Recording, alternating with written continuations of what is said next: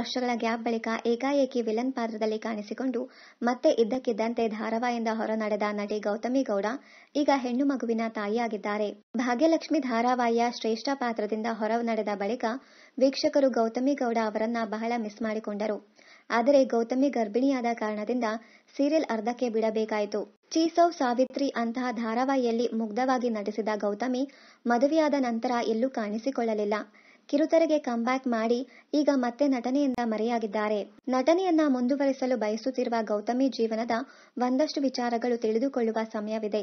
ಇತ್ತೀಚೆಗಷ್ಟೇ ನಟಿ ಗೌತಮಿ ಗೌಡ ಹೆಣ್ಣು ಮಗುವಿಗೆ ಜನ್ಮ ನೀಡಿದ್ದಾರೆ.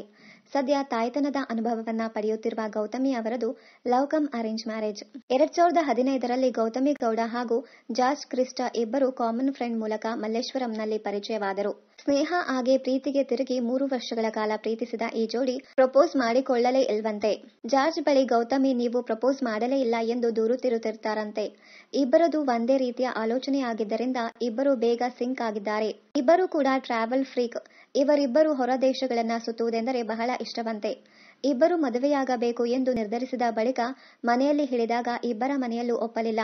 ಹಾಗಾಗಿ ಇಬ್ಬರು ಕಾದಿದ್ದು 1 ವರ್ಷದ ಬಳಿಕ ಎಲ್ಲರನ್ನ ಒಪ್ಪಿಸಿ ಮದುವೆಯಾದರು. 2018ರಲ್ಲಿ ಶುಕ್ರವಾರದಂದು ಹಿಂದೂ ಸಂಪ್ರದಾಯದಂತೆ ಗೌತಮಿ ಗೌಡ ಜಾರ್ಜ್ ಕ್ರಿಸ್ಟ್ ವಿವಾಹ ಜರುಗಿತು. ಪುನಃ ಭಾನುವಾರ ಕ್ರೈಸ್ತದ ಸಂಪ್ರದಾಯದಂತೆ ಉಂಗುರ ಬದಲಾಯಿಸಿಕೊಂಡು ಇಬ್ಬರು ಇದುವರೆಗೂ 7 ದೇಶಗಳನ್ನ ಸುತ್ತಿದ್ದಾರೆ.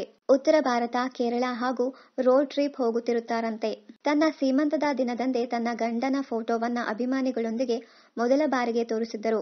ಜಾರ್ಜ್ ಮಲೇಷ್ಯಾ ಕಂಪನಿಯಲ್ಲಿ ಕೆಲಸ ಮಾಡುತ್ತಿದ್ದಾರೆ. ಇನ್ನು ವಿಜಯದಶಮಿ ದಿನದಂದು ಗೌತಮಿ ಹೆಣ್ಣು ಮಗುವಿಗೆ ಜನ್ಮ ನೀಡಿದ್ದರು. 2 ಕುಟುಂಬದಲ್ಲೂ ಈಗ ಸಂಭ್ರಮ ಮನೆ ಮಾಡಿದೆ. ಮಳೆ, ಜರ್ಸಿ, ಅಂಬಿನಿಂಗೆ ವಯಸ್ಸಾಯಿತು ಮುಂತಾದ ಸಿನಿಮಾಗಳಲ್ಲಿಯೂ ಗೌತಮಿ ನಟಿಸಿದ್ದಾರೆ. ಚೀಸೌ ಸಾವಿತ್ರಿ, ತಾಯವ್ವ, ಚಲುವಿ, ಚಲಿಸುವ ಮೋಡಗಳು ಮುಂತಾದ ಧಾರಾವಾಹಿಗಳಲ್ಲಿ ನಟಿಸಿದ್ದಾರೆ. ಗೌತಮಿಗೆ ಚೀಸೌ ಸಾವಿತ್ರಿ ಧಾರಾವಾಹಿ ಬಹಳ ಹೆಸರು ತಂದುಕೊಟ್ಟಿತ್ತು. ಜೊತೆಗೆ ರಿಯಾಲಿಟಿ ಶೋಗಳಲ್ಲಿಯೂ ಮಿಂಚಿದ್ದರು. ಕುಣಿಯೋಣ ಬಾರ, ಯಾರಿಗುಂಟು ಯಾರಿಗಿಲ್ಲ, ಡ್ಯಾನ್ಸಿಂಗ್ ಸ್ಟಾರ್, ಬಿಗ್ ಬಾಸ್ ಶೋಗಳಲ್ಲಿಯೂ ಭಾಗವಹಿಸಿದ್ದರು. ಇನ್ನು ಮತ್ತೆ ನಟಿಸುವ ಆಸೆ ಇದ್ದು ಪತಿ ಸಪೋರ್ಟ್ ಕೂಡ ಇದೆಯಂತೆ. ಇನ್ನಷ್ಟು ಕನ್ನಡ ಧಾರಾವಾಹಿ, ಸಿನಿಮಾ ಹಾಗೂ ಬಿಗ್ ಬಾಸ್ ಕನ್ನಡ ಸೀಸನ್ 10ರ ಡೈಲಿ ಅಪ್ಡೇಟ್ಸ್ಗಾಗಿ ಚಾನೆಲ್ ಅನ್ನ ಸಬ್ಸ್ಕ್ರೈಬ್ ಮಾಡಿ. Thank you.